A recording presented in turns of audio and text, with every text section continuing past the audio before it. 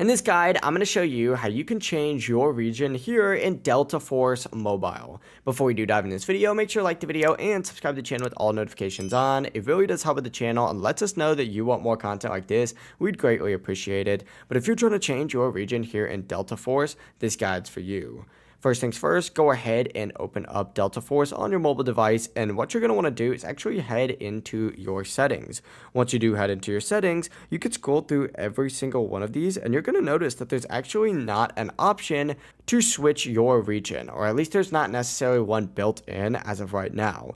The only way to actually change your region here in Delta Force Mobile is actually by using a VPN. So exit out of Delta Force just like so and open up the App Store on your mobile device. And what you're going to want to do is search for VPNs and download any free option. The personal one that I recommend is actually Proton VPN. This is what I use on my PC. This is not a sponsorship or anything. This is just genuinely a good free VPN. But unfortunately, that is the only way that you can actually change your region here in Delta Force Mobile. Before you do leave this video, make sure to like the video and subscribe to the channel with all notifications on. It really does help with the channel and lets us know that you want more content like this. We'd greatly appreciate it. Have a great rest of your day.